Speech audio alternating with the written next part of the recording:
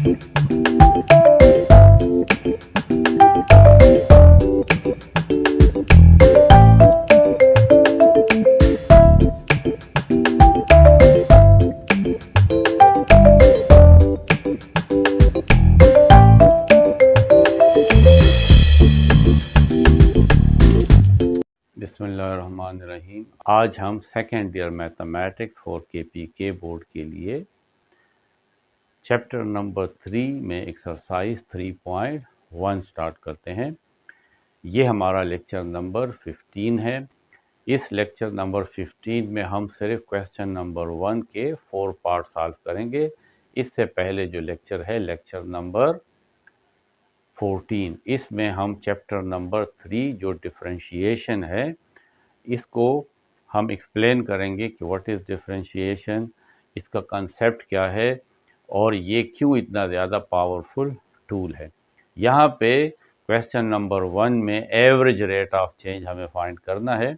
तो average rate of change क्या होता है उसको मैं थोड़ा सा आपको समझा देता हूँ, फिर हम इस क्वेश्चन नंबर 1 के ये चारों पार्ट इस लेक्चर में करेंगे। देखें, एवरेज आपको पता है कि अगर हम कहते हैं कि यहाँ से एक बॉडी है पॉइंट ए से बी तक चलती है, ठीक है, इसने ये टोटल डिस्टेंस 150 किलोमीटर कवर किया है और कितने आवर्स में कवर किया है, 3 आवर्स में कवर किया है। तो इस बॉडी की स्पीड क्या है, तो स्पीड का फार्मूला है v is equal to distance divided by time. Distance है 150 किलोमीटर और टाइम है 3 आवर्स, तो इससे आता है 3 1 3 3 5 15 एंड 0 50 किलोमीटर पर। यानी ये जो बॉडी है ये 1 घंटे में 50 किलोमीटर पर आवर कवर कर रही है। ये इसकी एवरेज स्पीड। हमें नहीं पता कि ये पॉइंट ए से बी तक जाते हुए अगर पॉइंट सी पे आती है तो उसकी स्पीड क्या है, अगर पॉइंट डी पे आती है तो उसकी स्पीड क्या है।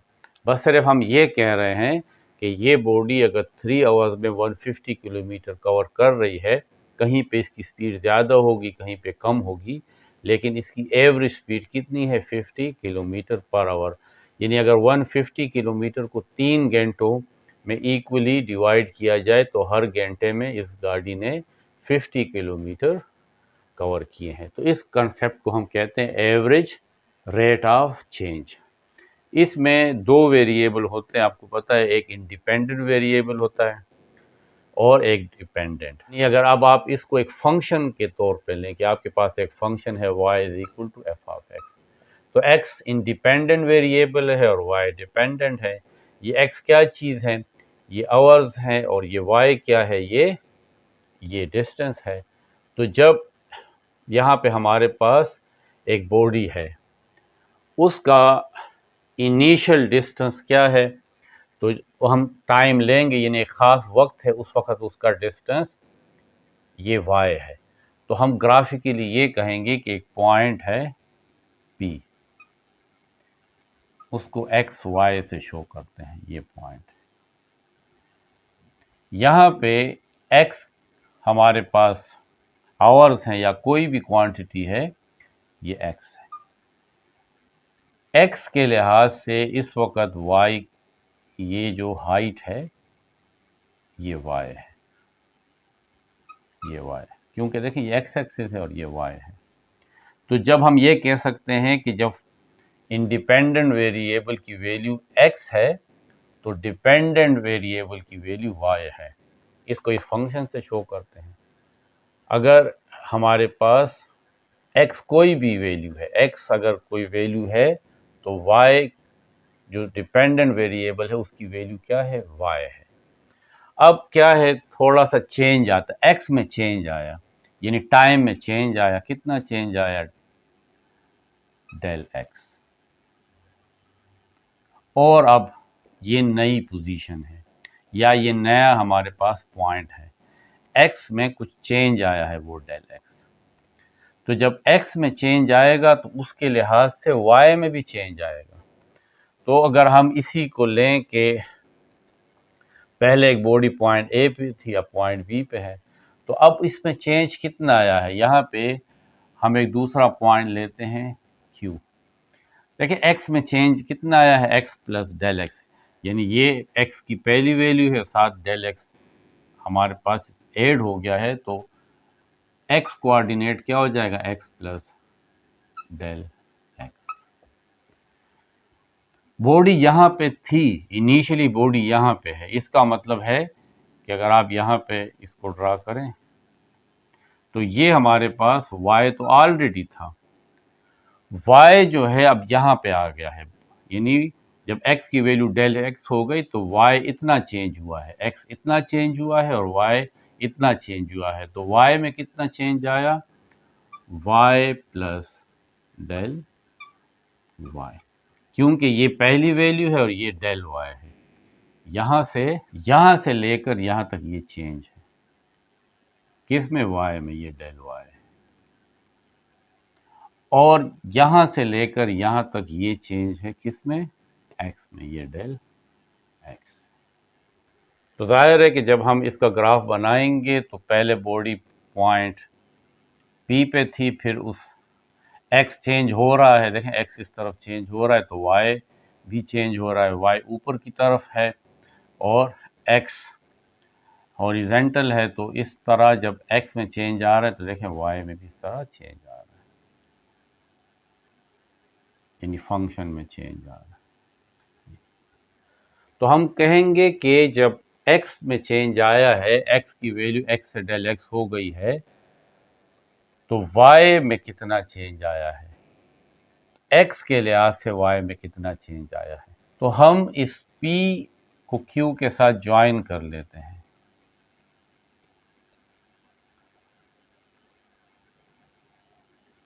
तो y में जो चेंज आया है with respect to del X, वो ये चेंज है, ये जो पी क्यू सीकेंड लाइन है, वो लाइन जो इस कर्व को 2 पॉइंट्स पे टच कर रही है, इसको हम सीकेंड लाइन कहते हैं। सीकेंड लाइन, एक टेंजेंट लाइन होती है, एक सीकेंड लाइन होती है।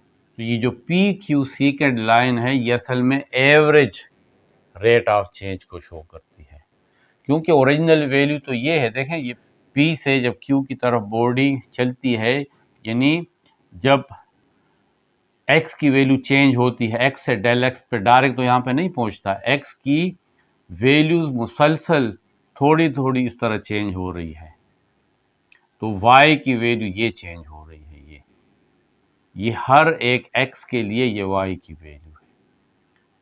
तो ये कर्व हम फाइंड नहीं कर सकते फिलहाल, हम एक स्ट्रेट लाइन ड्रा करेंगे, तो ये जो P से Q तक ये सीकेंड लाइन है, ये स्ट्रेट लाइन है, ये y में चेंज शो करेगा विद रिस्पेक्ट टू x, जो ओरिजिनल चेंज नहीं होगा बल्कि एवरेज चेंज होगा। जिस तरह मैं आपसे कह रहा हूँ कि ये जो स्पीड आई है, ये जो चेंज आया है, ये हमारे पास एवरेज चेंज है, यानी ये हमें ये नहीं बताता कि पॉइंट C पे पॉइंट D पे कितना चेंज आ रहा है, सिर्फ एवरेज ये बता रहा है कि ये 50 किलोमीटर पर आवर की रफ्तार से जा रहा है। अब आप इसको इस फंक्शन के लिहाज से देख लें जो हमने यहाँ पे ड्रा किया, ये एक फंक्शन है f of x is equal to y। अब x में चेंज आ रहा है, x की वैल्यू x से डेल x हो गई है, x तो पहले वैल्यू थी, ये डेल x हो गई, तो y में चेंज कितना आएगा, y की वैल्यू y से डेल y होगी, y प्लस डेल y, ये इक्वेशन 2 है। तो चेंज कितना आया है, ये फाइनल y की वैल्यू है और ये फाइनल x की वैल्यू है, ये इनिशियल y की वैल्यू है और ये इनिशियल x की वैल्यू है। तो चेंज का मतलब होता है कि x में जो चेंज आया है वो तो सिर्फ डेल x है और y में जो चेंज आया है वो तो सिर्फ डेल y है, यानी हम फाइनल में से इनिशियल वैल्यू को माइनस करेंगे, तो फाइनल ये है y plus del y minus y, और यहाँ पे आ जाएगा F x plus del X, यानी ये final value minus initial F of X, y और माइनस y कैंसिल, देखिए हमारे पास सिर्फ डेल y आ गया, change in y, final function की वैल्यू में से इनिशियल फंक्शन की वैल्यू माइनस करते हैं, तो ये चेंज इन y है। x में कितना चेंज आया, तो देखिए फाइनल वैल्यू है x प्लस डेल एक्स और ये इनिशियल वैल्यू, तो ये कैंसिल, जो x में चेंज आया है वो डेल x है। Average rate of change, the average rate of change in y per unit change in x। y में कितना चेंज आया है जब एक यूनिट यानी पर यूनिट चेंज इन x आया है, तो हम इसको इस तरह लेंगे, change in y per unit change in x। तो चेंज इन y तो ये है F x plus del X minus F of X divided by change in x, यही लिख लेंगे।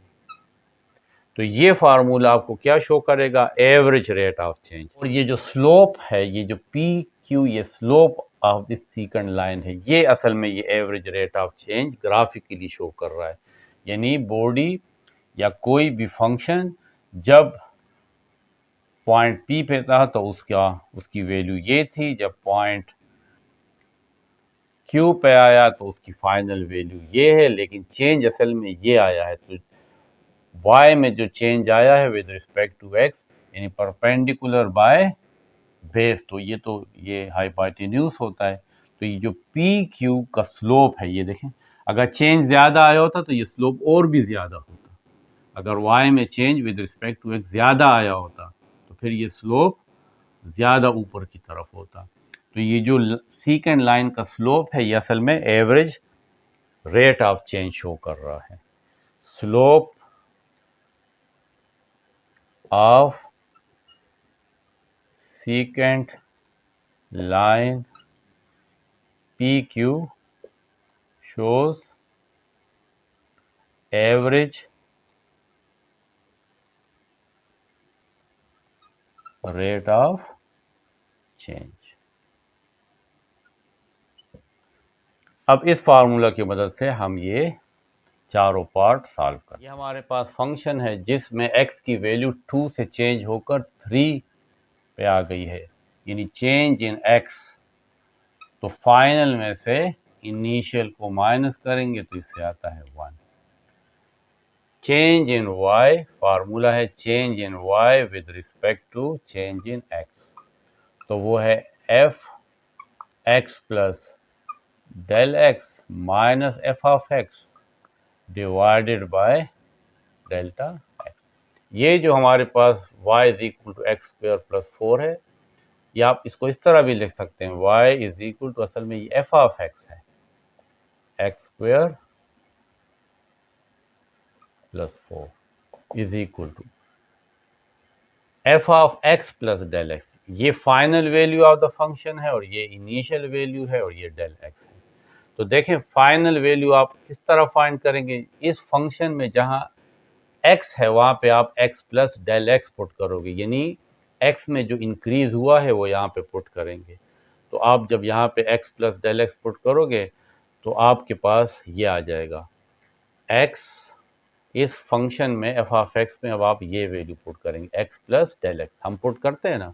अगर आप इस फंक्शन में कहते हो कि x अगर 1 हो तो एफ ऑफ एक्स की वैल्यू क्या होगी, तो आप x की जगह 1 पुट करते हैं।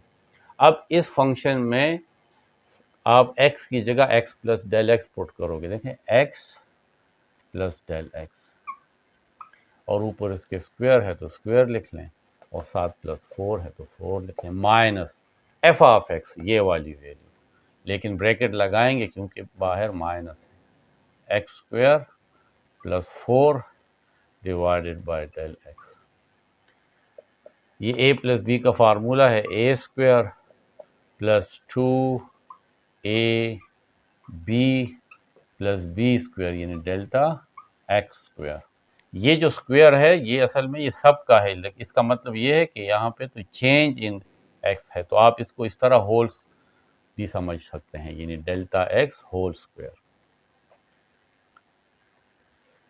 प्लस 4 माइनस एक्स स्क्वायर और माइनस 4, ये माइनस इन दोनों को माइनस कर देगा, डिवाइडेड बाय डेल एक्स।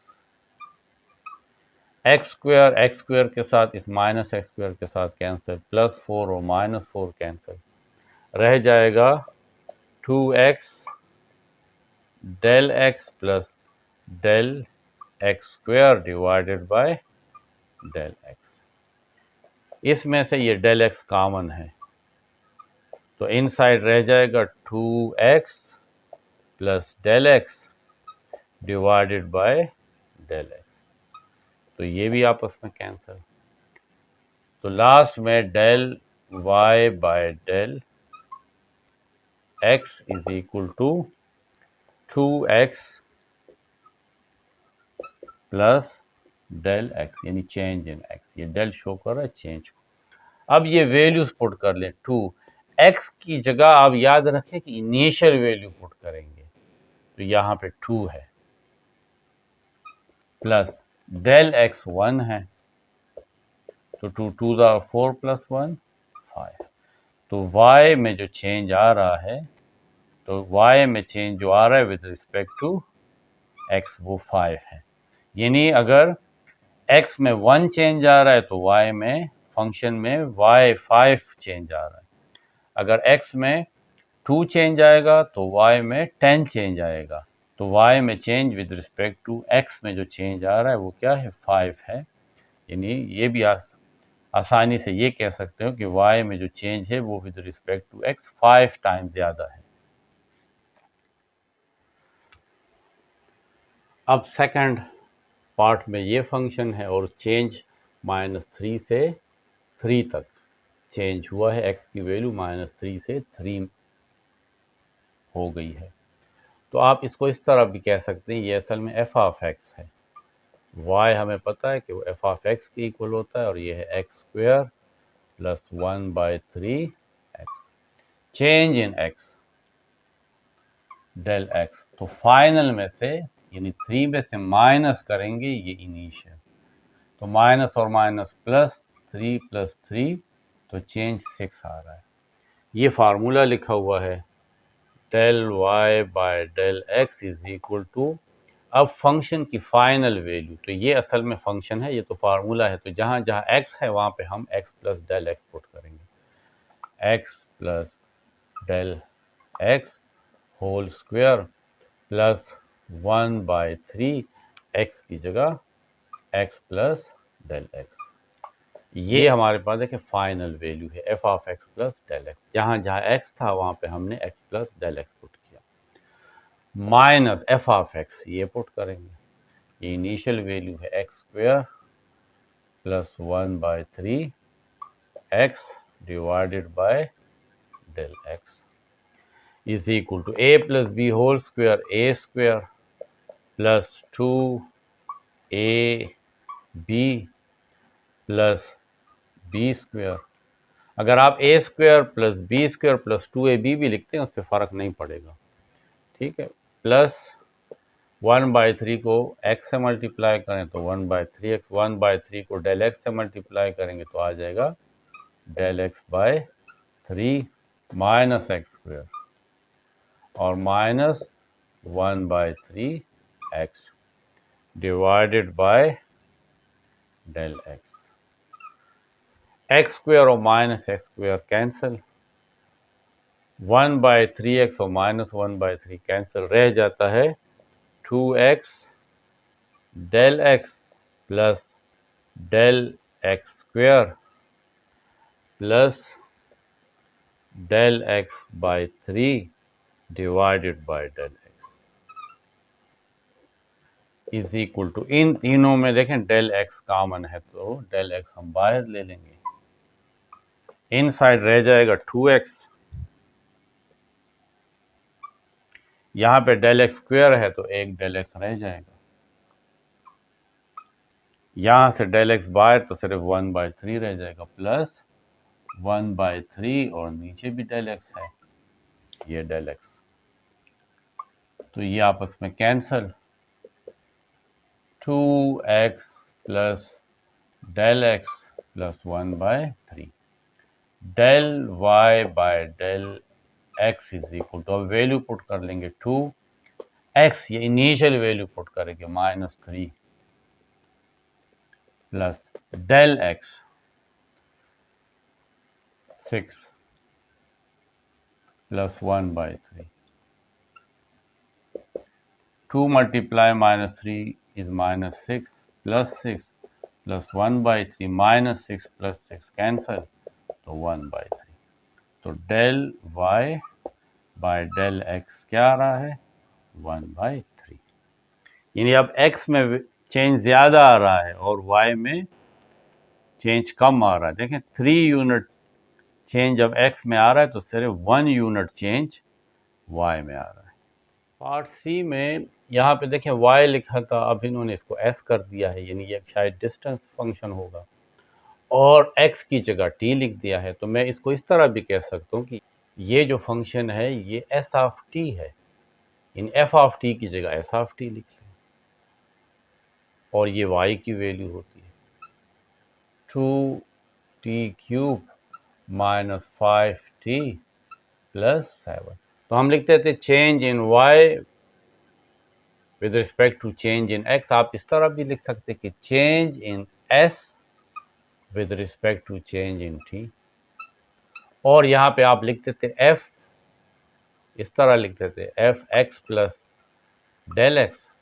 तो क्योंकि यहाँ पे फंक्शन को s का नाम दिया है तो यहाँ पे s लिख लें, और t x की जगह है तो यहाँ पे t लिख लें, और यहाँ पे डेल्टा x है तो आप इसको डेल्टा t लिख लें, और फिर माइनस f ऑफ x था तो अब आप s ऑफ t लिख लें. बस ये फाइनल फंक्शन है, ये इनिशियल फंक्शन है.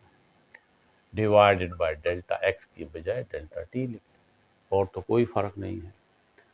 इज इक्वल टू, अब जहाँ जहाँ फंक्शन s में t है वहाँ पे t plus delta t put करेंगे. देखें 2 t की जगह पुट करें t प्लस डेल्टा t, ऊपर क्यूब है, फिर minus 5t plus delta t, फिर plus 7 minus s of t, ये तमाम value, bracket 2t³ minus 5t plus 7 divided by delta t is equal to 2. ये हमारे पास a plus b whole cube का फार्मूला है, वो इस तरह है, क्लास 9 की बुक में भी है, a³ यानी t³, फिर है 3a स्क्वायर b, तो 3t स्क्वायर b, b की जगह at है, फिर है 3ab स्क्वायर, तो 3a की जगह t है और b स्क्वायर की जगह डेल्टा t है, तो इसके ऊपर square, a³ plus 3a square b plus 3ab square plus b³ यानी डेल्टा t³, ये फार्मूला है. कुछ इस तरह भी लोग लिखते हैं कि a³ plus b³ plus 3a square b plus 3ab square, उस तरह भी लिख सकते हैं. फिर इसको इससे मल्टीप्लाई करेंगे, minus 5t minus 5 delta t plus 7, minus तीनों के साथ मल्टीप्लाई होगा तो माइनस 2t³ माइनस और minus plus 5t minus and plus minus 7 divided by delta t. अब इस 2 को सबके साथ मल्टीप्लाई कर लें तो आ जाएगा 2t³ 2 3 6 t square delta t plus 2 3 6t delta t square, 2 इसके साथ भी मल्टीप्लाई होगा तो 2 delta t³ minus 5t minus 5 delta t plus 7 minus 2t³ plus 5t minus 7 divided by delta t. जो करते हैं उसको काट दें, minus 7 plus 7 minus 5t plus 5t minus 2t³ और प्लस 2t³, जो रहता है उसको लिख लेते हैं. 6t² delta t plus 6t delta t square plus 2 delta t whole cube minus 5 delta t divided by delta t। इन सब में अगर आप देखें तो डेल्टा t कॉमन, तो इनसाइड रह जाएगा 6t² प्लस 6t और डेल्टा t स्क्वायर है, एक डेल्टा t बाहर आ गया है तो आ जाएगा delta t plus 2 delta t cube है, एक बाहर तो आ जाएगा delta t square minus delta t बाहर तो 5 डिवाइडेड बाय डेल्टा t। तो ये दोनों आपस में cancel, delta s by delta t is equal to ये रह जाएगा 6t² plus 6t delta t plus 2 delta t square minus 5। Values put कर लेते हैं। 6t की जगह ये इनिशियल वैल्यू पुट करेंगे 1 स्क्वायर प्लस 6t की जगह 1 डेल्टा t। यहाँ पे देखें डेल्टा t क्या होगा, फाइनल में से इनिशियल माइनस कर दे तो 3 माइनस 1 2, तो डेल्टा t की जगह आप 2 पुट कर लें प्लस 2 डेल्टा t की जगह आप 2 पुट कर लें, ऊपर स्क्वायर है माइनस 5 1 स्क्वायर 1 आता है 6 6 2 12 2 स्क्वायर 4 4 2 8 माइनस 5 12 और 8 20 20 और 6 26 26 में से 5 गए तो 21। तो change in s with respect to change in t कितना आ रहा है 21। इसके नीचे 1 है, यानी t में अगर 1 यूनिट चेंज आ रहा है तो s में 21 यूनिट चेंज आ रहा है। पार्ट डी में अब इस फंक्शन को f की जगह h कहा है और इसमें क्योंकि इंडिपेंडेंट वेरिएबल t है तो हम इसको इस तरह भी लिख सकते हैं कि h ऑफ t, यानी ये फंक्शन t पे डिपेंड कर रहा है, इंडिपेंडेंट वेरिएबल t है। चेंज इन t 8 to 8.5, तो चेंज इन t असल में 8.5 में से 8 माइनस करेंगे तो ये आता है 0.5। फार्मूला क्या होगा, फार्मूला होगा चेंज इन h, यानी चेंज इन y या चेंज इन f की जगह आप h लिख लें क्योंकि फंक्शन है विद रिस्पेक्ट टू t। तो क्या बनेगा, f के बजाय आप h है तो h लिख लेंगे और यहाँ पे x प्लस डेल x की जगह t प्लस डेल्टा t लिख लेंगे और f ऑफ x की जगह h ऑफ t और डेल्टा x की जगह डेल्टा t। ये आपका फार्मूला बन गया। अब इस फंक्शन में जहाँ जहाँ t है वहाँ पे t plus delta t put करेंगे, यानी जब t में चेंज आया है तो देखें 2 t की जगह पुट करेंगे t प्लस डेल्टा t और ऊपर इसके स्क्वायर रूट है plus 4 minus h of t की जगह ये वाली वैल्यू पुट करेंगे under the root 2t plus 4 divided by delta t is equal to under the root, इसको इसके साथ मल्टीप्लाई कर लें तो आ जाएगा 2t plus 2 delta t plus 4 minus 2t, इसके ऊपर अंडर द रूट और plus minus minus 4 divided by delta t। ये प्लस 4 और minus 4 cancel, delta h by delta t is equal to 2t plus 2 delta t और इसके ऊपर ये square root और minus 2t square root divided by delta t। यहाँ पे अब हम इससे 2 कॉमन भी ले सकते हैं, अंडर द रूट 2 कॉमन आ जाएगा t plus delta t bracket close minus 2t इसके ऊपर square root divided by delta t. अब हम वैल्यूज पुट कर लेते हैं। स्क्वायर रूट 2, टी की जगह 8 पुट कर लेंगे, प्लस और डेल्टा टी की जगह 0.5 माइनस अंडर द रूट 2 और टी की जगह 8 डिवाइडेड बाय डेल्टा टी यानी 0.5 इज इक्वल टू 2, 8 और 0.5 आ जाएगा 8.5